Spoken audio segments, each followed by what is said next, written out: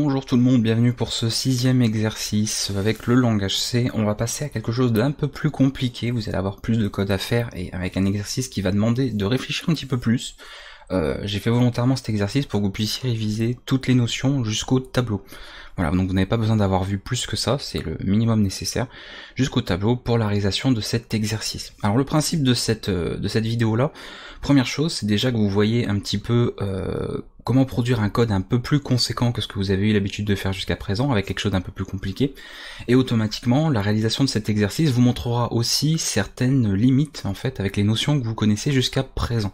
Donc ça vous permettra en fait de faire une bonne transition pour les prochaines notions que vous verrez avec le langage C. Comme ça vous pourrez, si vous voulez, adapter cet exercice avec des notions au-delà de celles sur les tableaux, d'accord, par rapport aux vidéos, aux séances que vous aurez suivies sur le cours, et dans l'idée d'améliorer éventuellement ce programme par la suite, pour vous permettre comme ça d'en rajouter avec les nouvelles notions que vous aurez acquises. Donc on y va, on va commencer directement à créer l'exercice. Alors je n'ai pas fait d'énoncé exceptionnellement, ce que je vais vous l'expliquer au fur et à mesure, et on va mettre les choses en place. On va déjà se créer 3 fichiers, donc ça c'est vous allez le faire de votre côté. Donc je suis pour une fois, je vais pas forcément faire d'énoncé ou autre, parce que ça va, vous verrez qu'il y a quand même pas mal de choses à dire, donc je vais en profiter pour vous en parler là, et après on passera évidemment à la correction. On va se créer, histoire de bien partir tous au même endroit, on va créer un fichier principal, donc main.c, d'accord, vous allez l'appeler exactement comme moi, comme ça on aura exactement les mêmes commandes à la fin. Alors je vais peut-être agrandir la police, voilà. On va créer un fichier game.c, parce qu'on maintenant qu'on connaît bien, vous connaissez bien en tout cas le procédural, on va prendre l'habitude de travailler pour des exercices en tout cas assez conséquents avec plusieurs fichiers, mais non plus un seul. Voilà, et son fichier d'entête correspondant, game.h. Voilà, donc je prends le temps, histoire de pas aller trop vite pour commencer. Ah, super, j'avais déjà ouvert, bien joué. Voilà, et voilà, 3 fichiers, ok. Alors ici, on va mettre très rapidement... non, je vais pas forcément mettre quelque chose ici, parce qu'il n'y aura pas forcément d'ailleurs... je vais vous en dire plus. Donc la fonction main, bon bah ça par contre on va la mettre. Hein.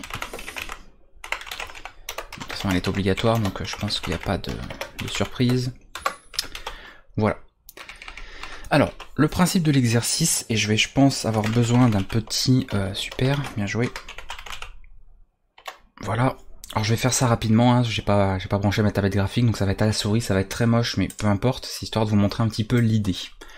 On va réaliser une surface de jeu, d'accord, une aire de jeu, où nous allons déplacer un petit personnage. Alors évidemment, comme nous allons travailler en console, puisque vous n'avez pas appris à faire des programmes en interface graphique ou des programmes 2D, on va simuler un petit peu cet environnement.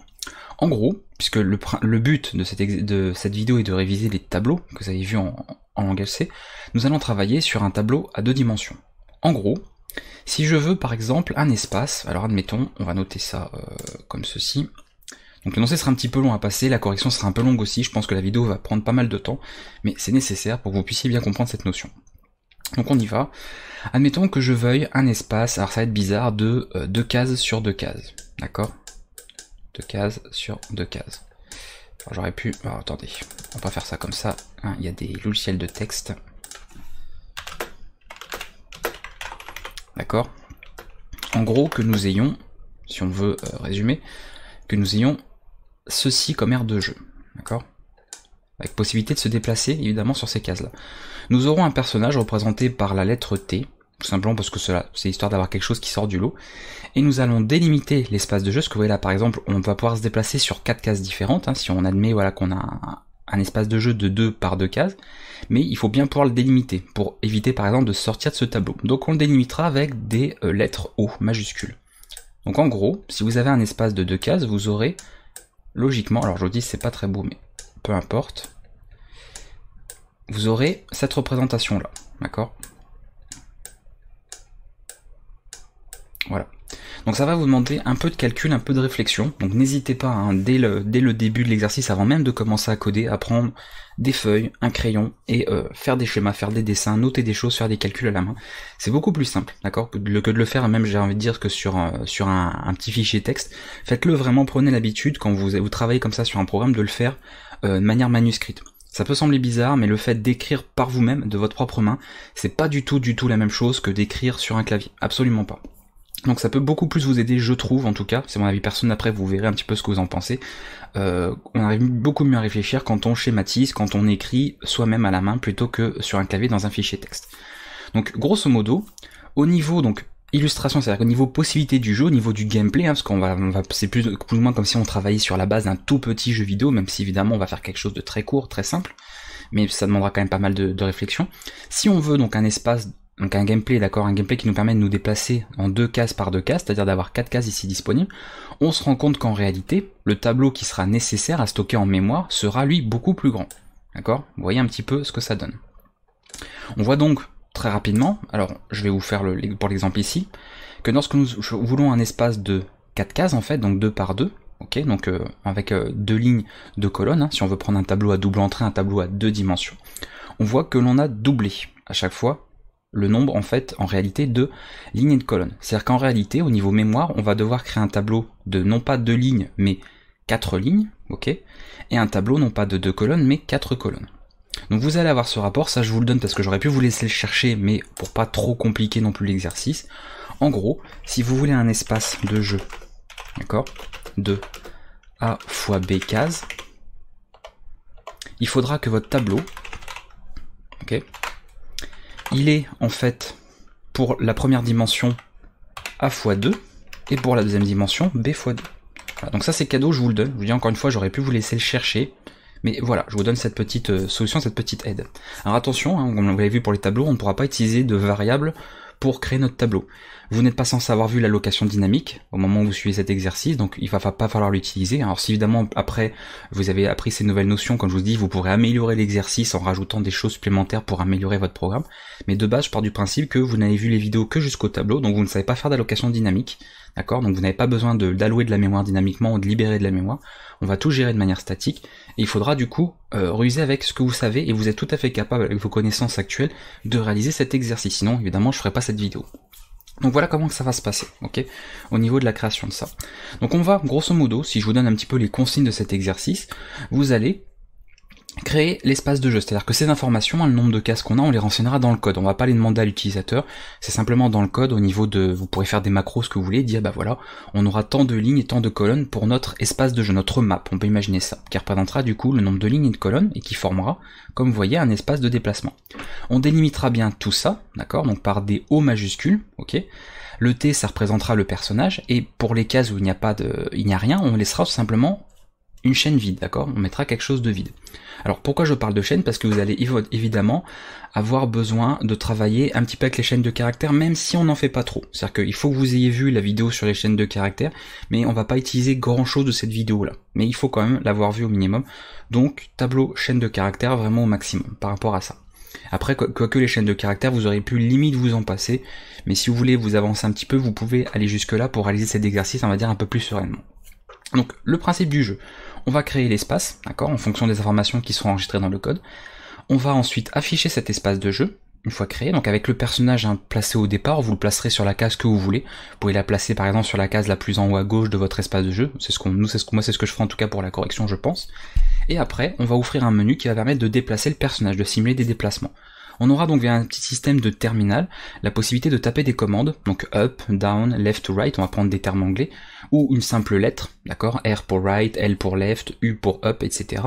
Et en fonction de la commande qui a été tapée par l'utilisateur, de déplacer le petit symbole T qui représente nos personnages sur l'espace de jeu, tout en gérant les collisions ici avec les délimitations en fait de l'espace de jeu. En gros, si on a le personnage qui se retrouve là et qu'on fait bas, ben on doit pas se retrouver dans ici la barrière si vous voulez, d'accord. Ça c'est la partie délimitée de la map. On ne doit pas pouvoir en sortir. On doit vraiment rester à l'intérieur. Donc ça vous allez devoir le gérer et vous êtes tout à fait capable avec tout ce que vous avez vu jusqu'au tableau et éventuellement les chaînes de caractères, capable de réaliser ce genre d'exercice. Donc voilà, donc c'est assez simple, hein, vous voyez en fait au niveau du but du jeu, mais il va y avoir quand même pas mal de code et ça va vous demander pas mal de réfléchir aussi, comparativement aux exercices qu'on a vus avant. Donc, 2 cas à gérer. On travaille sur un tableau à 2 dimensions. On prévoit dans le code de pouvoir changer très facilement le nombre de lignes et de colonnes que l'on veut pour pouvoir avoir des maps différentes. Si on veut une petite map là de 4 cases ou on veut une map de 100 cases par exemple en 10 x 10 ou en 5 lignes par 2 colonnes, on n'est pas obligé d'avoir le même nombre de lignes que de colonnes. C'est pour ça que j'ai mis A fois B case et pas A fois A case. C'est pas obligatoirement un carré, ça peut être un rectangle aussi. On délimite bien tout ça et on va gérer les déplacements possibles avec bien sûr dans le menu la possibilité de quitter le programme bien sûr. Vous ferez par exemple la lettre Q, si la personne tape la lettre Q, eh bien ça quitte le jeu par exemple, on peut faire ce genre de choses. Voilà, Alors si j'ai pas été assez clair, parce que je vous dis, bon, pour moi, je pense que j'ai fait le tour de tout ce qu'il y avait. Évidemment, si vous trouvez que l'énoncé pas assez clair ou qu'il vous manque des éléments pour réussir ou commencer cet exercice, n'hésitez surtout pas à me le dire en commentaire. Je répondrai aux commentaires, je vous dirai, bah tiens, oui, il faut faire ça.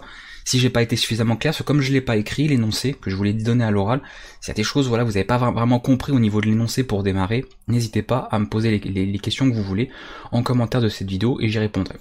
Je vous laisse maintenant avec ça, donc j'espère que ça se passera bien, j'espère que vous serez un maximum à réussir cet exercice. Prenez votre temps, rien ne presse, d'accord, vous avez absolument tout le temps qu'il vous faut. Il y en a peut-être qui feront l'exercice en 20 minutes, d'autres qui le feront en 1 heure, d'autres qui le feront en 1 journée, 1 semaine.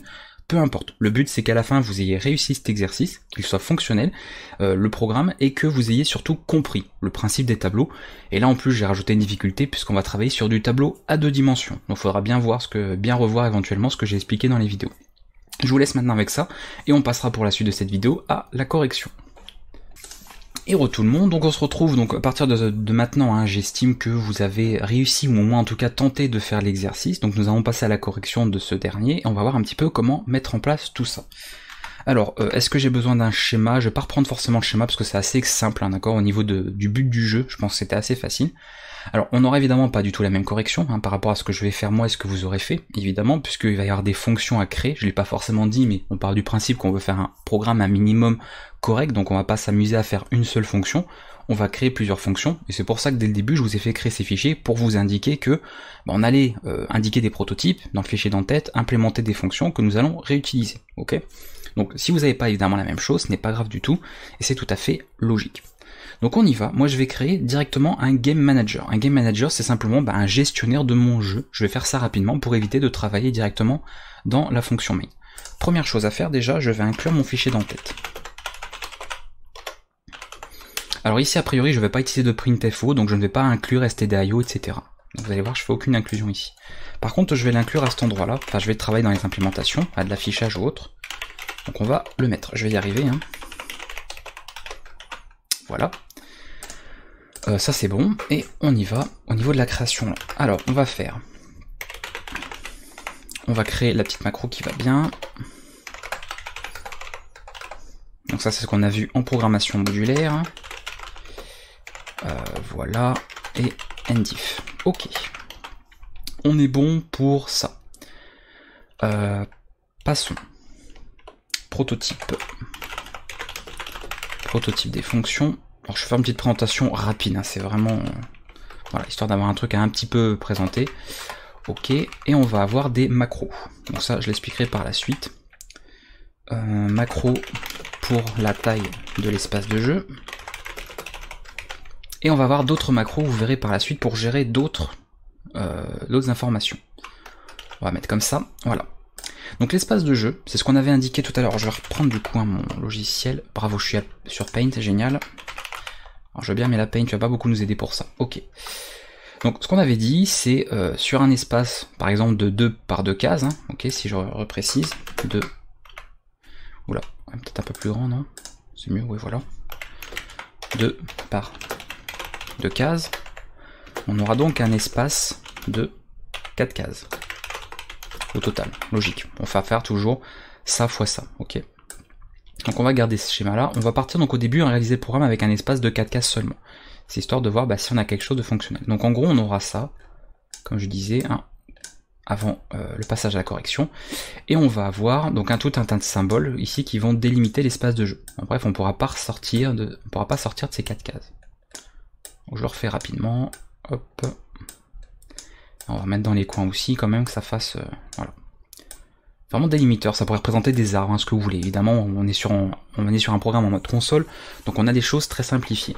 Et on a décidé qu'on placerait le personnage toujours à la case la plus en haut à gauche du jeu. Donc ici, évidemment, il ne faudra pas la placer là. N'oubliez pas que les délimiteurs vont représenter en mémoire des cases du tableau. Donc c'est pour ça que je vous dis, il va falloir réfléchir un petit peu. On va pas forcément travailler au début du tableau avec l'indice 0, sinon on sera dans le délimiteur, et si on met le personnage là, le personnage va se retrouver dans l'arbre. Donc à moins que ce soit un hibou, je ne sais quoi, là ça pourrait devenir intéressant, mais dans notre cas, nous on veut pas qu'il finisse dans un arbre. Et on veut évidemment pas qu'il sorte de l'aire de jeu. Il doit rester dans ces limites là. Donc voilà comment que ça va se passer. Donc pour, si vous voulez, le nombre de cases, c'est-à-dire que l'espace de jeu réel, hein, donc ce qui va être représenté ici en rouge, d'accord, tout ça, cet espace-là, je vais le définir avec des macros. Ça, l'utilisateur pourra, donc bien sûr en ayant accès au code source, hein, modifier ça, d'accord. on va avoir max rows, hein, en gros, donc on va avoir deux macros qu'on va définir, et max calls, donc le nombre de lignes max et le nombre de colonnes max, d'accord? Et ensuite, pour la partie complète, c'est-à-dire pour l'espace de jeu en mémoire, donc celui voilà que nous visuellement on va voir ça en fait, sur lequel on peut se déplacer, même si on verra bien évidemment les délimitations, mais en mémoire en réalité on va créer ce tableau là. Et celui-là ce sera différent, on va définir d'autres macros qui dépendront de celle-ci, vous verrez comment, en faisant tout simplement ceci. Et on les appellera max i, max j. Voilà. I et j pour les indices en fait qu'on utilisera pour parcourir le tableau. Voilà. Donc tout ça vraiment vous connaissez, hein. On va définir des macros avec les define, hein, c'est du préprocesseur, vous êtes censé avoir vu cette vidéo au moment où vous avez en tout cas essayé de réaliser ou réaliser tout simplement cet exercice. Donc on y va, première macro qu'on va définir, celle-ci. Donc on a dit qu'on va commencer par un espace de 2 par 2 cases. Donc on aura max rows à 2 et max calls à 2. Donc on y va, on fait un simple define, d'accord, max rows à 2 et un define ici, max calls, je vais y arriver, à 2. Ok, ça c'est la première partie. Ensuite, d'autres prototypes que nous allons pas, pour le coup, toucher, hein, par rapport à cette partie, on va faire ça, regardez proprement, waouh, incroyable.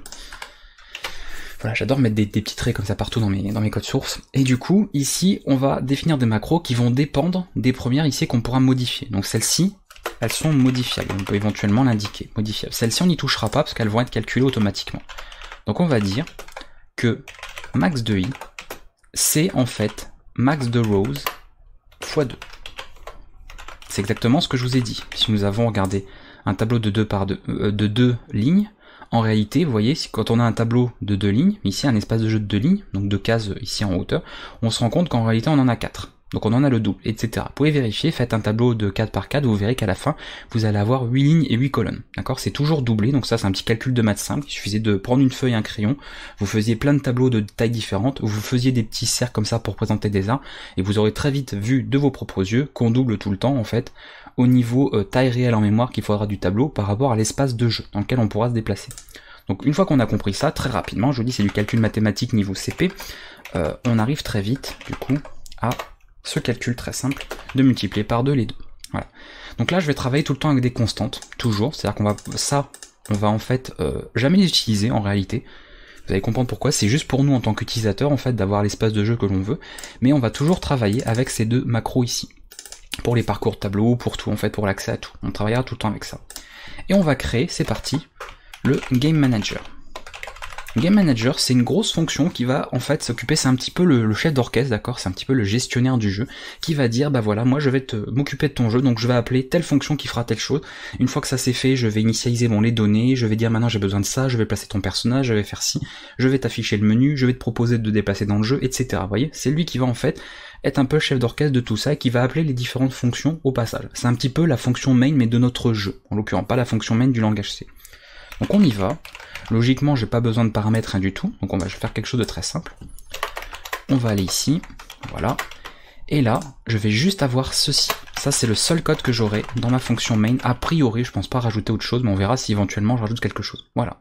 Donc directement la fonction main, j'appelle le game manager et c'est lui, on va déléguer en fait tout le travail du programme à cette fonction-là.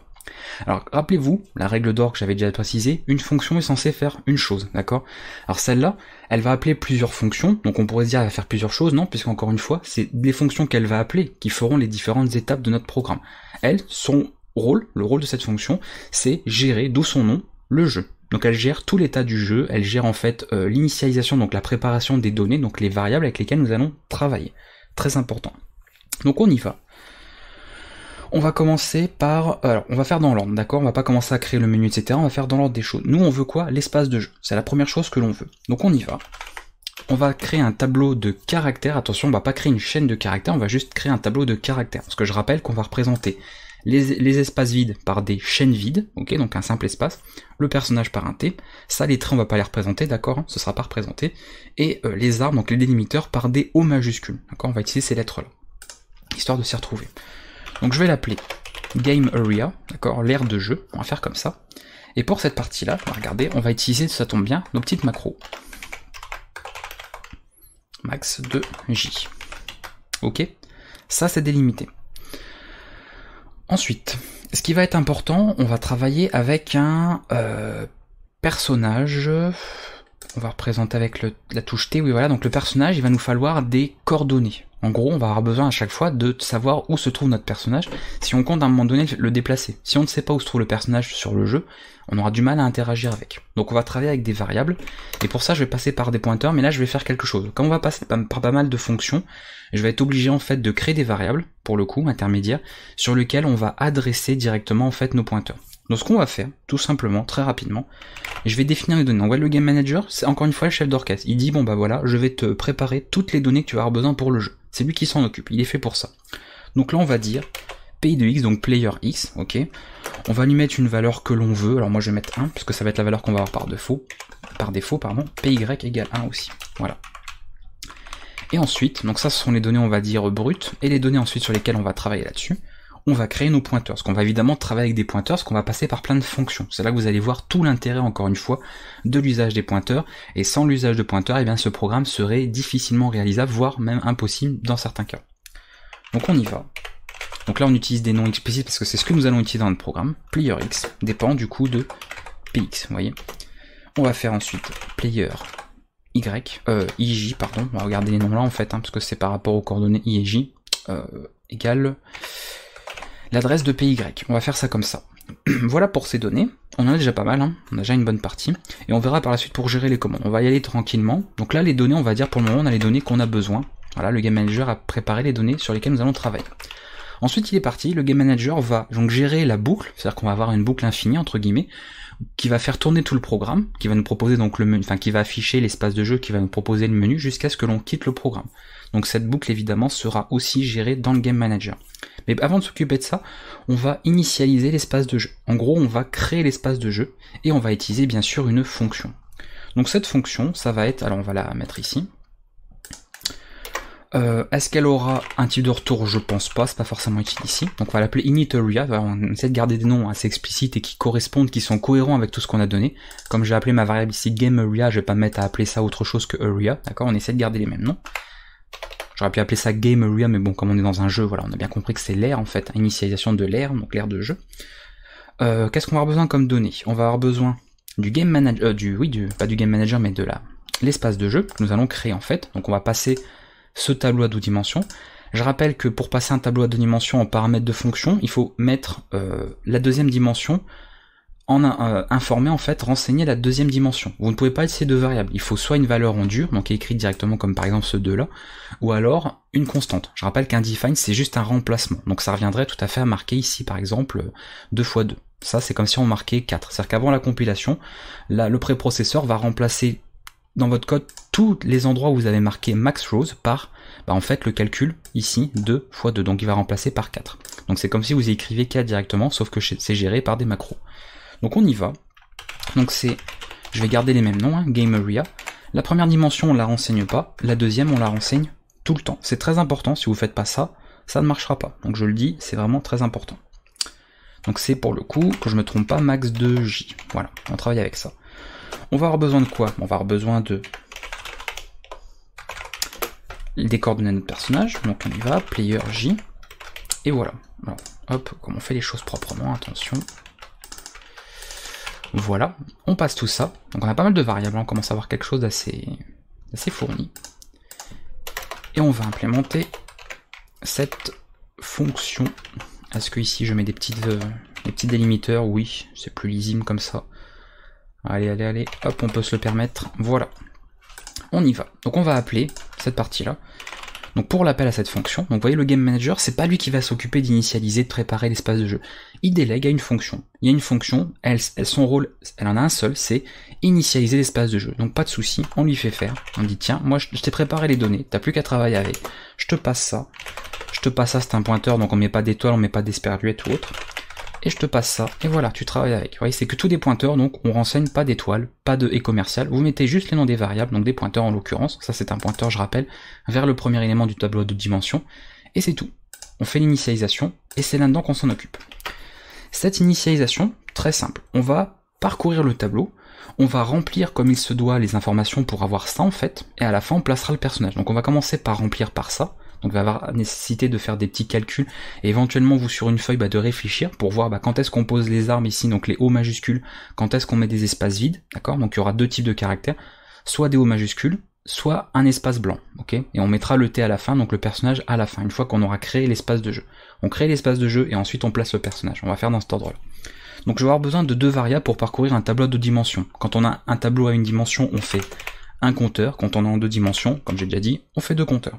Donc on les appelle I et J par habitude. On sait que voilà, les variables I, J, K, L, etc. Quand on ne met qu'une seule lettre, ce sont a priori des compteurs pour pouvoir parcourir un tableau, en l'occurrence ici. On va faire ça et on y va. On fait une boucle dans une boucle. Donc d'abord sur ça. Pour I égale 0, on part du tout premier indice, ok. Tant que I est plus petit que max de I, donc vous voyez tout l'intérêt d'utiliser des macros, on I++. Alors j'aurais pu faire dans l'inverse, hein, plus I si on veut quelque chose de plus optimisé, mais je me pose pas trop la question ici pour le moment. On fait la même chose pour l'autre compteur, J égale 0, tant que J plus petit que max de J, J++. Ça c'est la base, hein, c'est absolument à connaître. Un tableau à une dimension, on fait un parcours du premier indice du tableau, et tant qu'on est en dessous, d'accord, au différent de la taille max, ok, de ce tableau, et on incrémente. Quand on est en deux dimensions, on fait, voilà, première dimension, et ensuite dans celle-là, on fait un for pour la deuxième. D'accord, c'est-à-dire que pour chacune des lignes, on va parcourir toutes les colonnes, si on veut en représenter en fait visuellement. C'est-à-dire qu'on va d'abord s'occuper de la ligne en indice 0, on va faire la colonne 0, colonne 1, et ensuite la ligne en indice 1, colonne 0, colonne 1, etc. Et on arrivera donc en 1, 1 à la fin, si on prend cet exemple-là. Voilà pour ça. Et là, il fallait réfléchir un petit peu, il fallait faire un petit calcul, parce qu'on avait dit en fait, dans quel cas, si on prend cet exemple-là, on travaille sur pour l'exemple, pour le premier programme, sur un espace en 2 par 2 cases, dans quel cas on doit placer ça, dans quel cas on doit placer ça. Et bien on se rend compte que si on est à la première ligne du tableau en mémoire, on va avoir que des hauts, si on est à la dernière ligne aussi, et pareil pour les colonnes, d'accord? C'est facile en fait à les placer, parce que c'est ce qui entoure toute la partie là, donc ça va être très simple du coup de placer nos O majuscules. Alors moi, petite condition très simple à faire, vous faites ceci. Si I égale 0, donc si I en fait c'est ça, ok, ou alors, mais attention là faut pas se tromper, donc on met des ou I égale à max de I moins 1. Pourquoi max de I moins 1? Parce que rappelez-vous qu'un tableau commence à l'indice 0, donc si vous voulez vraiment vous arrêter à la dernière case, il faut soustraire moins 1 au maximum, d'accord, pour le tableau. Et on fait pareil pour les autres. J égale 0 ou J égale à max de J moins 1. Donc c'est une condition un peu longue, mais au moins elle fait le travail ici. Qu'est-ce qu'on fait? Dans ces cas-là, GameArea de I et J, on le remplit avec un O majuscule, c'est-à-dire que ça correspondra à un délimiteur. Sinon, si on n'a pas ça, GameArea de I de J, on le met avec un espace vide. Ce sera un espace en fait de déplacement possible, d'accord? Une zone de déplacement. Voilà, c'est tout. Ok. On accède aux différents endroits par ces deux compteurs, je rappelle le I et J, et là le O majuscule, donc ça représentera ça, les arbres, et l'espace vide, ça représentera nos 4 cases là. Vous vous rappelez qu'au début on n'a pas le personnage de placer. Voilà. On a initialisé l'espace de jeu a priori. On n'a plus qu'à placer notre personnage. Donc on fait maintenant GameArea, et c'est pour ça qu'on a passé ces variables là. Donc à la position ici, je rappelle qu'on a défini par 1, donc c'est pour ça qu'on va placer ici. Je rappelle que le tableau commence en 0, 0, et on a dit qu'on voulait la case la plus en haut à gauche. C'est facile en fait, il suffit de décaler l'indice de 1. C'est 1, 1, tout simplement. Donc GameArea de Player I et de Player J. Et là, on place notre personnage. Donc on va mettre un T majuscule pour présenter un petit bonhomme. Voilà. Ça pouvait mettre un Y, un M, vous mettez ce que vous voulez bien sûr, tant que c'est différent du O majuscule pour bien le distinguer au niveau de l'espace de jeu.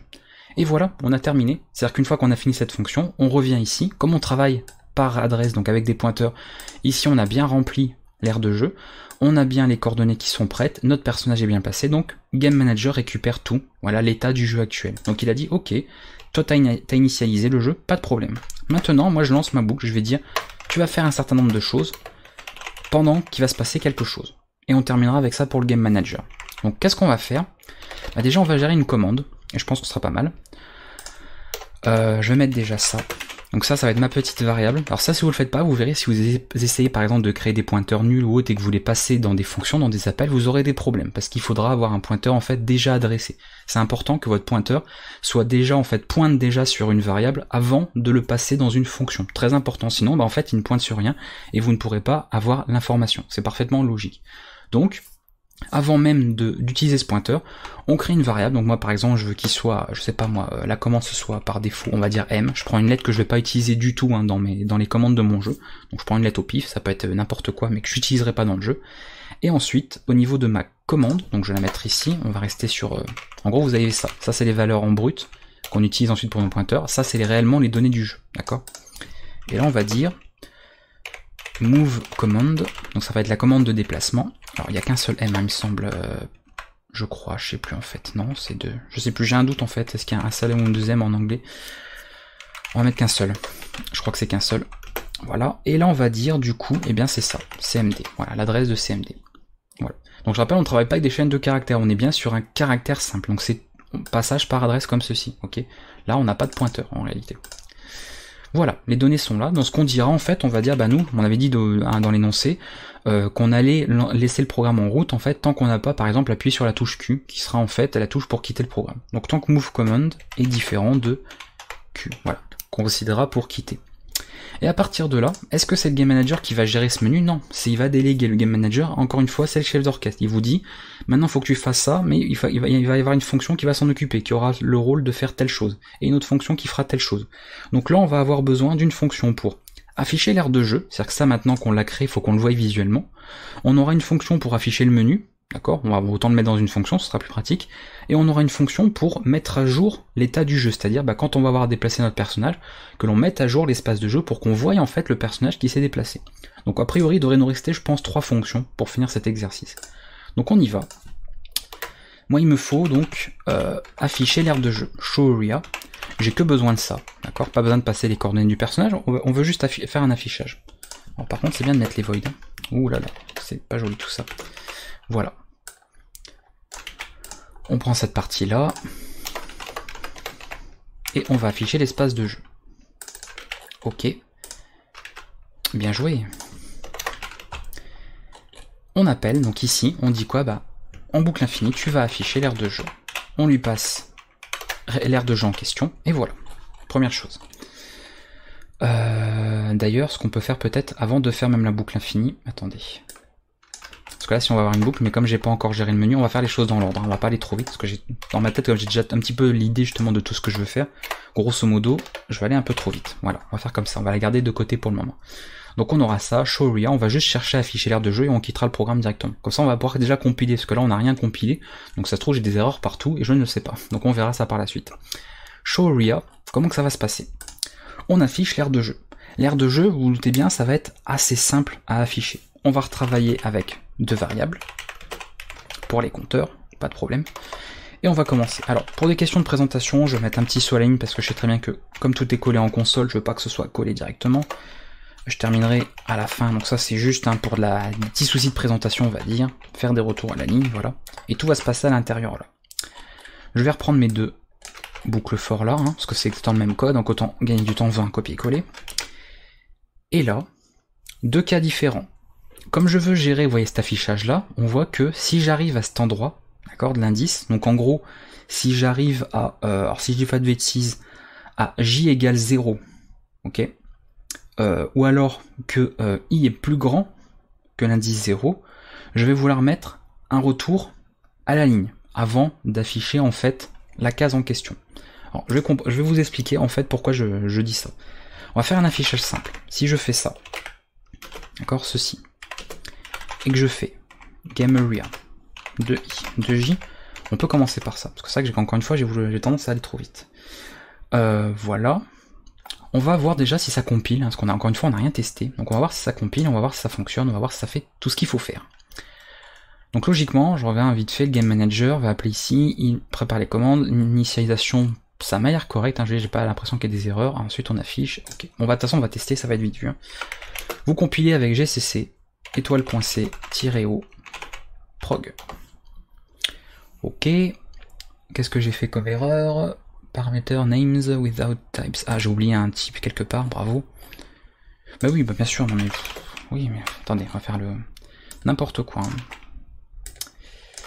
Et quand on va aller trop vite, on fait des bêtises. Voilà, donc c'est la même chose, hein. La même manière de passer les paramètres. Très bien. On commence, cette fois c'est bon. Bon, ça compile, ça veut pas dire que c'est que le programme est correct, hein, mais déjà on va voir. Bon, a priori, ça a l'air d'être bon. A priori. On a fait le programme ici, T, ça c'est les espaces ici. Donc vous voyez là, du coup, on a une présentation qui correspond pas. Nous, on veut cette représentation visuelle là. On doit obtenir exactement ça à l'écran. Donc moi, je vais gérer cette condition là, a priori. Si, alors que je dise pas de bêtises, J, d'accord, c'est l'indice pour la deuxième dimension, est égal à 0. Et que I, il faut les deux cas, hein, d'accord, est plus grand que 0. Je vais mettre un retour à la ligne avant. Donc retour à la ligne et directement l'affichage de l'information. GameArea. Voilà. IJ, ok. Sinon, j'affiche directement l'information. Logiquement, c'est bon. C'est-à-dire qu'en gros, si J égale 0, donc la deuxième dimension, c'est-à-dire que si on est ici, sur cette colonne-là, d'accord, et que I est plus grand que 0, pourquoi plus grand que 0? Parce que sinon, vous voyez, on est sur les délimiteurs, on va faire un retour à la ligne. Donc, si j'ai pas fait de bêtises, on devrait obtenir notre espace de jeu. Voilà, d'accord? On arrive à ça. Donc là, ça ressemble à ce que l'on a ici, hein, d'accord? Même si on voit que les hauts sont vachement collés, hein.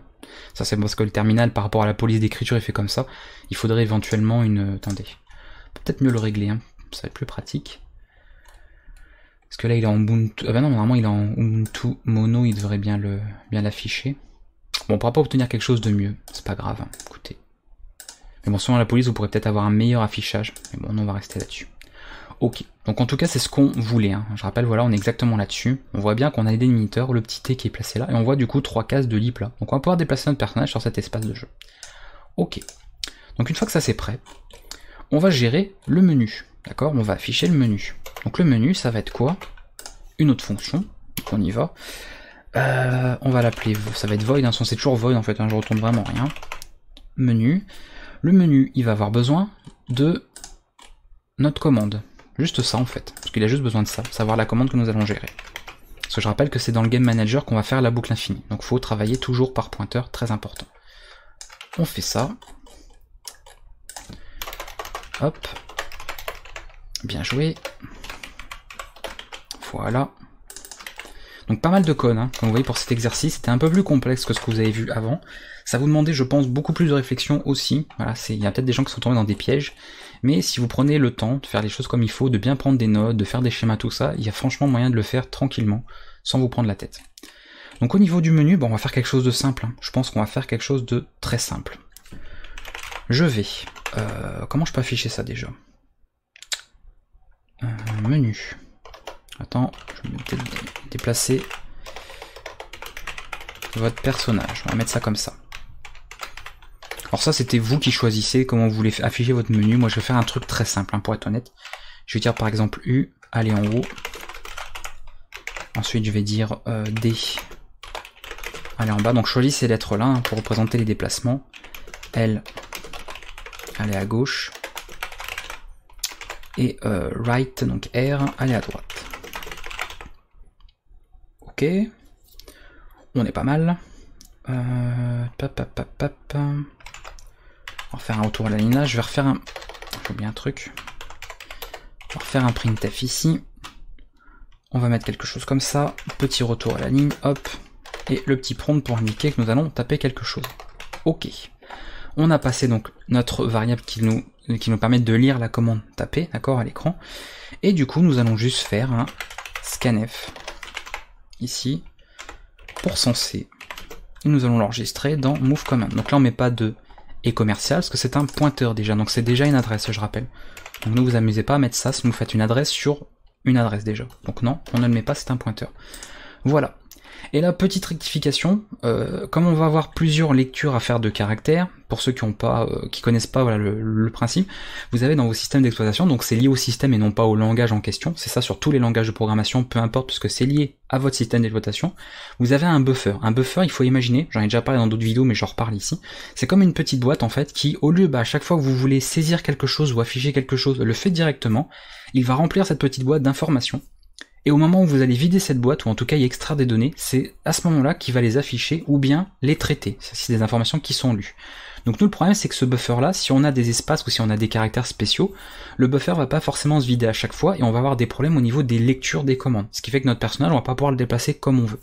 Donc on va créer, exceptionnellement ici, une fonction qui va permettre de vider le buffer. Alors je l'avais pas donné dans l'énoncé puisque vous pouviez le deviner quand même par rapport à d'autres choses qu'on avait vues dans les vidéos, tout ça sur la lecture, il y avait moyen de s'en sortir sans ça. Mais là c'est pour faire quelque chose d'un petit peu plus propre. Donc on va créer une fonction pour vider ce buffer. On va rester sur quelque chose de très simple. Flush buffer. Voilà. Donc il y a moyen, si vous voulez, de contourner le problème d'une certaine manière, vous auriez trouvé de toute façon le moyen de le contourner.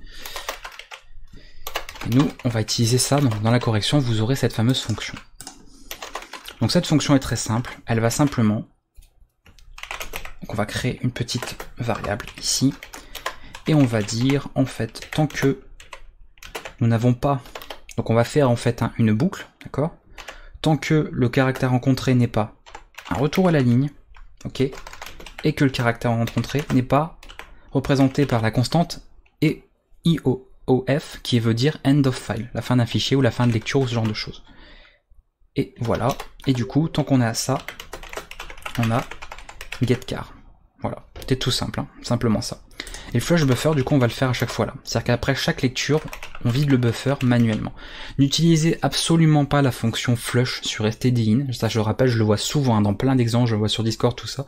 Flush est à utiliser la fonction flush, hein, comme ceci, qui prend en paramètre le flux, est à utiliser pour un tampon de sortie, c'est-à-dire un tampon d'affichage. Si vous faites un flush de stdin, selon le système sur lequel vous faites, selon l'architecture, selon le moment où vous le faites, l'état de votre mémoire vive, d'accord, la mémoire RAM, vous ne pouvez pas, absolument pas prévoir ce qui va se passer. C'est-à-dire que cette fonction-là, si vous faites un flush sur l'entrée, donc l'entrée standard, donc le stdin, le comportement de cette fonction est parfaitement inattendu. Vous ne pouvez pas prévoir à l'avance ce qui va se passer. Peut-être que chez vous ça marchera et demain si vous relancez votre programme, ça plantera. Vous passez le code à quelqu'un d'autre, ça plantera et peut-être que sur d'autres ça marchera. Donc c'est absolument inapproprié sur un tampon d'entrée. Ça a utilisé exclusivement sur du tampon de sortie. Alors certains diront peut-être pourquoi le langage C n'a pas prévu une fonction toute faite pour vider le buffer. Tout simplement, comme je l'ai dit tout à l'heure, le buffer c'est quelque chose qui est lié au système. C'est pas lié au langage C, c'est pas lié au langage Python, PHP, C++ que vous voulez. C'est lié à Windows, c'est lié à Linux, c'est lié à macOS, c'est lié à BSD, etc. C'est lié au système d'exploitation. Donc le langage n'a pas le droit de forcer le vidage d'un buffer. Pourquoi? Parce qu'un buffer enregistre et stocke des informations. Donc si un langage se permettait de dire, eh ben à chaque fois que vous faites une lecture, on vide le buffer, on y a un risque de perte d'informations. Donc ce n'est pas un langage de programmation de dire volontairement, arbitrairement, on vide le buffer. C'est par défaut, on ne vide rien, et si le développeur, le programmeur a besoin de vider ce buffer, c'est à lui de le faire manuellement. Mais on ne force jamais au niveau système le vidage d'un buffer. C'est pour ça que, ça je réponds en fait à certaines questions que j'ai pu avoir, que les langages de programmation ne gèrent pas ça nativement. C'est absolument pas lié au langage, c'est lié au système. Donc il ne se permettrait absolument pas de faire ça par défaut. Donc c'est à vous de créer une fonction pour le faire. Une fois qu'on a ça, que la lecture est prête, on va pouvoir gérer les différents cas. Ok, donc moi il va pas se passer grand chose hein, honnêtement. Hein, si je fais donc show menu, c'est-à-dire en menu on a passé que la commande, ouais, c'est ça. Donc show menu, on passe comme c'est un pointeur directement comme ça, et on va recompiler pour voir ce qu'on a. Oula, pourquoi j'ai mis flush buffer bluffer? J'ai fait quoi? J'ai fait un... Attendez. Ah oui, bien joué. Voilà. Ok. Voilà, vous voyez, déplacer votre personnage, aller en haut, etc., etc. Donc on voit que selon ce qui se passe, bon là, comme j'ai rien géré, normal. J'ai oublié un dernier cas d'ailleurs. Oui, je vais aller trop vite. Quitter le jeu. Ok. Donc là, on va gérer les cas, ça y est. Tout ça, on va le faire dans une boucle infinie. Très important. Hop. Donc on passe à la fin de cet exercice, hein, on arrive à la fin maintenant. Et on va gérer l'update, c'est-à-dire ce qui va gérer en fait les commandes qui ont été faites. Donc je vais appeler ça update quelque chose, update area ou je ne sais quoi. J'ai pas forcément d'idée de nom. On va appeler ça update area. On va rester sur un terme, on va dire assez cohérent avec le reste. Donc update area, donc ça prendra en compte la commande qui a été tapée et ça fera le déplacement du personnage pour qu'on le voie en tout cas visuellement, mais que ça se passe réellement dans le tableau. C'est-à-dire que dans le tableau, on va déplacer en fait le T. Enfin, on va pas vraiment le déplacer, on va en fait l'enlever de là où il était avant et on va l'indiquer, l'affecter à une autre case de notre tableau à 2 dimensions pour simuler le déplacement du personnage. On travaille du coup avec tout ça en fait, hein. On va avoir besoin de pas mal de choses là. On va avoir besoin de ça. On va avoir besoin de la commande. Là je fais des copier-coller, ça m'évitera de mettre des bêtises en mettant pas les types, hein, comme tout à l'heure où j'ai mis juste game area pour je sais pas pourquoi. Hein. Vous savez, nous on fait les choses comme ça. On s'embête pas, hein. On simplifie. Voilà, allez hop. Hop. Donc update area, normalement j'ai besoin de toutes ces infos, si je vois que j'en ai mis trop c'est pas grave, mais logiquement c'est ça hein, ce dont j'ai besoin. On va laisser le flush buffer tout en bas, hop, et on y va, on continue. Donc un exercice un peu long, je l'avais dit, je le rappelle, ça nécessitait pas mal de temps quand même, il y a pas mal de code par rapport à ce que vous avez eu l'habitude de faire jusqu'à présent. Pour l'update area, je rappelle, on va gérer donc tout ce qui se passe en fonction de la commande. Donc vous voyez, on va aller directement ici, on lui passe ça, on lui passe la commande, on lui passe player I, on lui passe player de J, et le game manager c'est tout. Encore une fois, c'est pas lui qui fait le travail, c'est il délègue. Lui il est juste là, encore une fois, pour gérer le jeu. Donc vous voyez, le code en fait n'est pas énorme, c'est toujours des appels à plein de fonctions.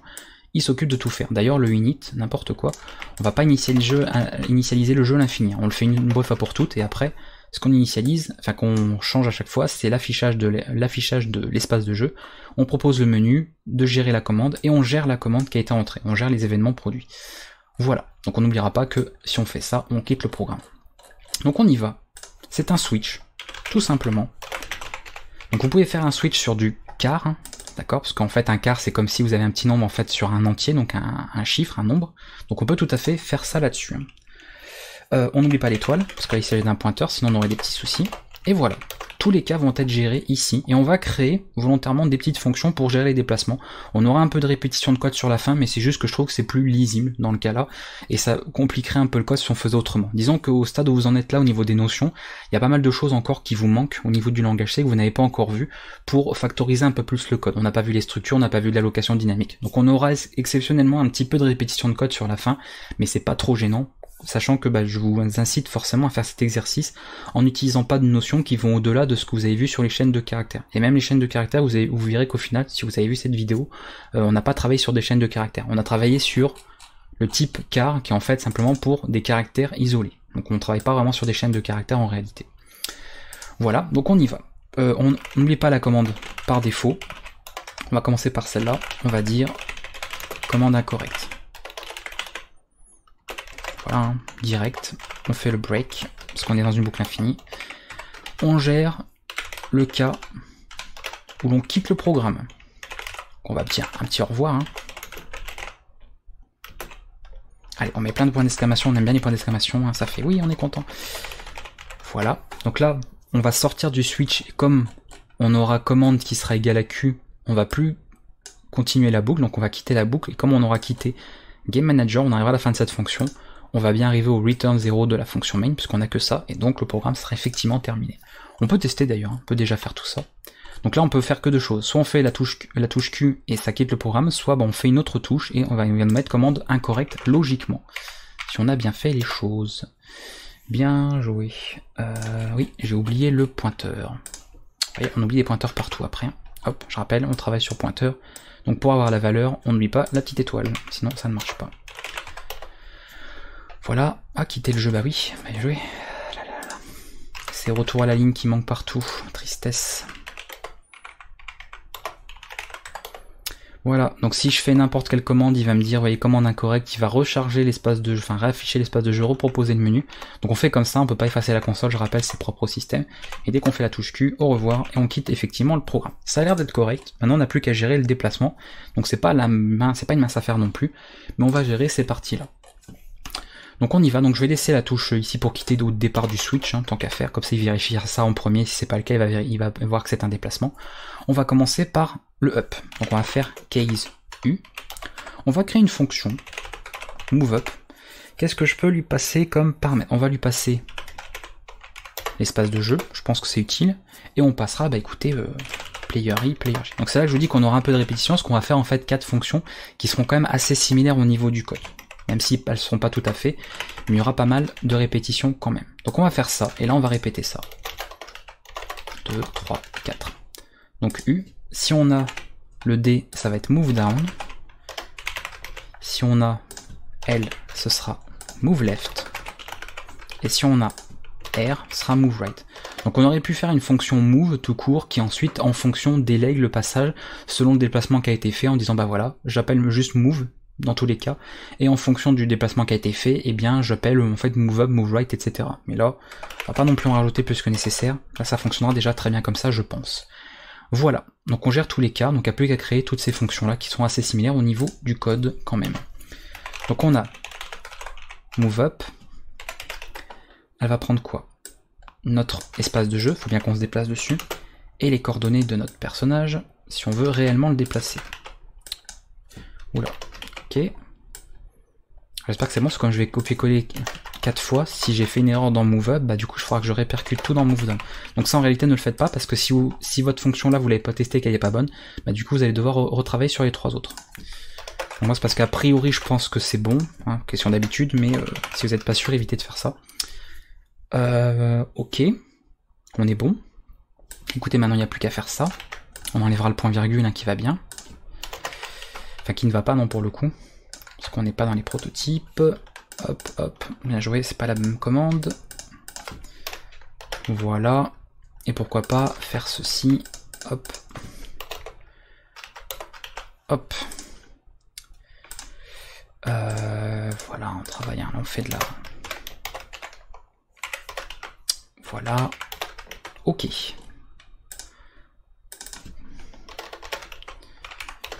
Normalement on est bon. Ouais, c'est juste que là j'avais pas la bonne ligne ici. Ok pour cette partie. Donc on va gérer le cas du déplacement vers le haut. On va reprendre le schéma.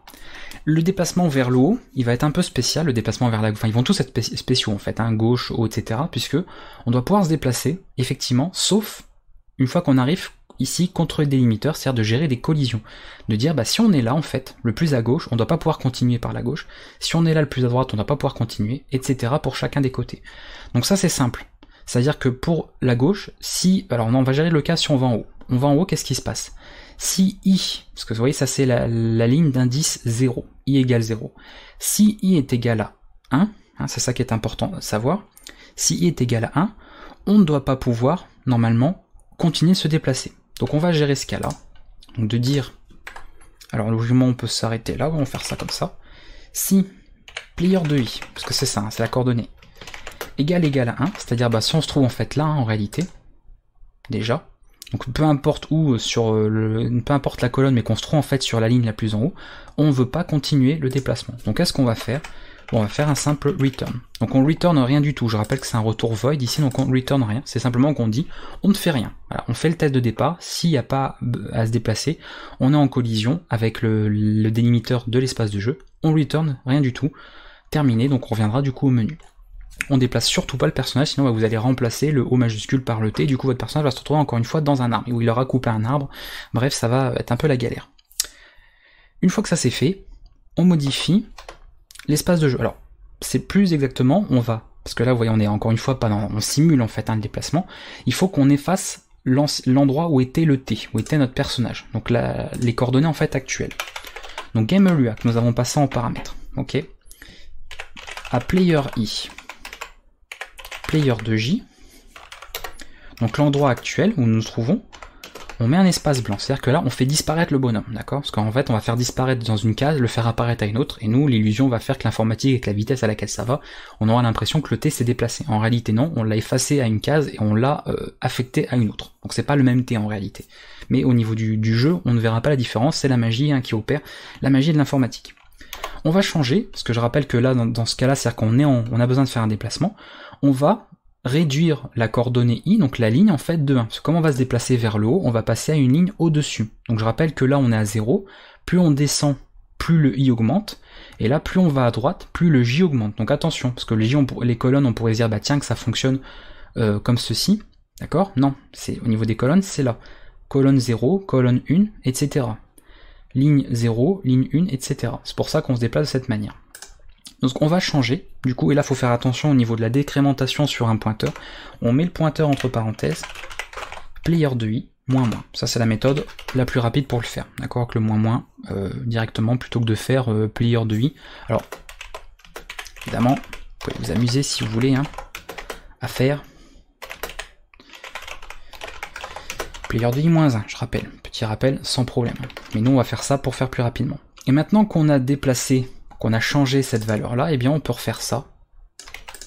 Donc ça je rappelle que le i a changé comparé à tout à l'heure, et là du coup c'est notre nouvel emplacement de personnage. Voilà. Donc c'est pour ça que je vous dis, il va y avoir un petit peu de répétition de code, puisque ça en fait on va le faire dans toutes les fonctions. Donc c'est un peu de la répétition, et du coup on aurait pu, je pense, optimiser encore un peu plus. Mais vous, ce sera quand même beaucoup plus lisible, je pense, beaucoup plus explicite au niveau du code. On y va. Le cas aussi maintenant où ça va être un peu différent. Le cas ici, donc ça va être assez similaire, c'est-à-dire que là, move down. Donc je vais aller doucement, je vais pas aller trop vite.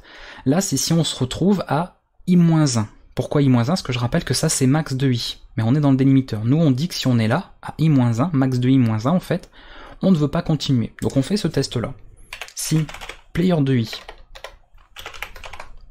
égale max de i-1, on return. Et sinon, on fait tout ça. Vous voyez, il y a un peu de répétition de code comme je disais. Et là par contre on fait un plus.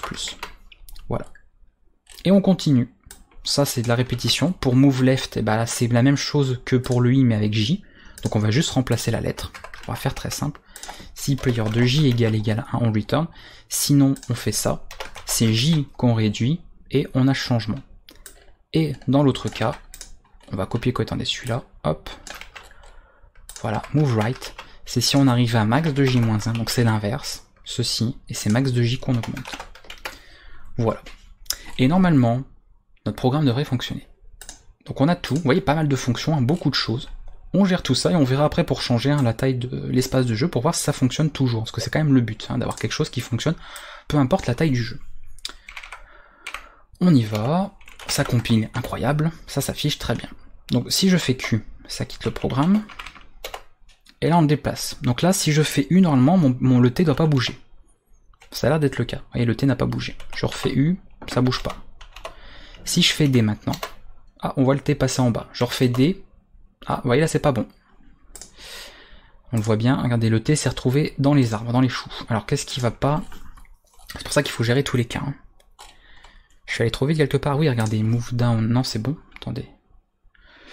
Non c'est bon, je dis des bêtises. C'est moins 2, c'est moins 2, oui c'est moins 2. Et oui. C'est moins 1 déjà parce que, rappelez-vous, un tableau commence par 0 et on se trouve à la case avant-dernière en réalité. Donc c'est moins 2, c'est pas moins 1, c'est moins 2. J'ai voulu calculer trop vite. Alors moins 2 et moins 2. Voilà, on la refait. Sorry, guys. Vous voyez, on n'est pas à l'abri d'une petite erreur, on va trop vite. Normalement c'est bon, je fais des... Voilà, le T ne sort plus. Je vais à droite maintenant avec R. Je ne déplace pas à droite, super, décidément. Max de J. Player J++. Attendez, je n'ai pas fait n'importe quoi. Right, move right. Il ne bouge pas. Move up. Il réduit le I. Move down, il augmente le I. Move left, il réduit le J. Move right, il augmente le J. Ok. Là, IJ, je l'efface, je l'affiche, donc ça change pas, c'est toujours les mêmes choses en fait. Jusque là, pas d'embrouille. Par contre, pourquoi il ne déplace pas mon bonhomme? Ça va pas le faire. Attendez, j'ai oublié quelque chose peut-être? Non.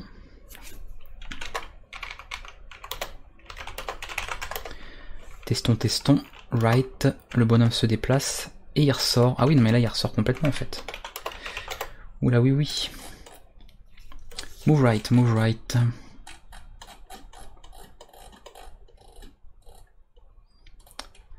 Je peux pas tomber dans les... Ah, attendez, regardez ici. Je vais pas changer, c'est max de J, voilà. Voyez, faire gaffe avec les copier-coller. Je revérifie du coup. Player I. Non, c'était que lui qui buguait. Ok. Très bien. Passons. Très bien. On fait right. Voilà, on ne sort pas. Je fais down. Pas de souci. Je fais left. Pas de souci. Je fais up. Et on ne sort pas. Ok, donc là, vous voyez, le personnage est coincé. Le T est entre les O majuscules. On ne peut pas en ressortir. Donc on va tester sur un espace plus grand pour bien se rendre compte du déplacement. Donc vous avez juste à changer ces macros là en fait et c'est tout. Vous voulez par exemple 10 lignes, peut-être pas 10 lignes, ça va faire au niveau de l'affichage à la console ça va être bizarre. On va mettre plutôt comme ça. Voilà, 12 colonnes, 5 lignes. C'est histoire que vous voyez bien au niveau de l'affichage ici. On recompile tout ça, on lance et paf, on a changé l'espace de jeu. Et là, on peut déplacer. Voilà, vous voyez, le bonhomme se déplace, hop, je le déplace. Left, down, up. Là, hop, je me retrouve bloqué, je peux pas aller plus loin. Left, je reviens à la position de départ.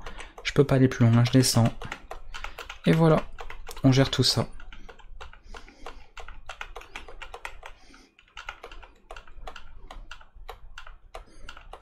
Ok.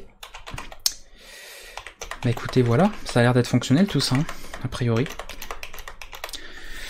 Donc vous avez réalisé un départ, un début de jeu vidéo, un début de quelque chose en tout cas qui vous a fait manipuler, je pense, suffisamment en tout cas les tableaux, notamment le tableau de dimension qui est pas forcément évident à appréhender, mais je pense que voilà, c'est l'exercice va vous permettre de bien voir tout ça. Il y avait beaucoup de code encore une fois, c'était un petit peu plus compliqué, c'est vrai. Fallait réfléchir pas mal. Si vous avez eu des galères par rapport au flush, d'accord, c'est pas bien grave. Si vous avez trouvé un contournement, tant mieux. Sinon, si vous avez dû regarder la correction parce que vous avez bloqué là-dessus, c'est pas grave. C'est pas forcément de votre faute, c'est pas forcément évident à savoir.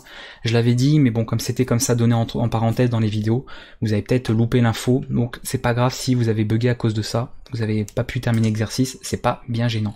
Si le reste en tout cas ça a été fait, que c'était fonctionnel, déjà c'est bravo à vous parce que c'est pas forcément évident quand on débute. Mais en tout cas, j'espère que vous aurez été encore une fois un maximum à avoir réalisé cet exercice. J'espère aussi que ça vous a plu. Ça vous donne un petit peu une idée aussi de la quantité de travail qu'il peut y avoir à faire pour produire que ça. Parce que là, vous voyez, on n'a pas fait grand chose en fait. On a juste un petit T qui se déplace à l'écran.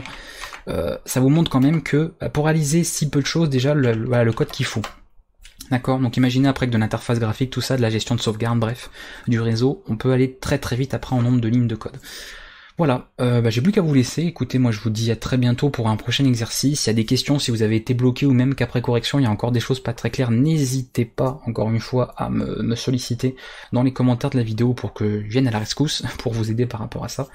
Et puis voilà, je vous dis on se retrouvera de toute façon pour un prochain exercice avec des choses peut-être un peu plus compliquées. On essaiera de faire un exercice un peu plus court hein, pour la prochaine séance, enfin le prochain exercice pour varier un petit peu les types d'exos. Et je vous dis, j'espère que ça a été réussi pour vous de votre côté, que vous avez la possibilité d'améliorer. Si vous avez été plus loin dans le langage C, n'hésitez pas à améliorer ce programme. Comme cet exercice-là, vous voyez, je varie les exercices d'un côté à l'autre. Ça veut dire que par exemple, une fois que vous aurez vu les structures, la location dynamique, les chaînes de caractères, vous pouvez largement améliorer ce programme, en faire quelque chose d'encore plus fonctionnel, ou pourquoi pas transformer le personnage, gérer mieux les déplacements, etc. Bref, vous avez vraiment tout un tas d'idées que ça peut vous donner. Si vous voulez utiliser cette base de programme, pour la suite. Je vous propose, et ça je vous le dis dans la description de la vidéo exceptionnellement, la correction de cet exercice, comme il y avait beaucoup de code, je vous mets la correction que j'ai fait dans la vidéo là, je vous la propose directement dans la description, vous pouvez télécharger l'archive si ça vous intéresse pour récupérer ça, pour pouvoir comparer avec votre code à vous, éventuellement repartir sur cette base là qui est fonctionnelle a priori pour pouvoir l'améliorer éventuellement si ça vous intéresse. À bientôt du coup pour une prochaine vidéo, merci de m'avoir suivi et on se retrouve du coup pour un prochain exercice en langage C. Ciao tout le monde.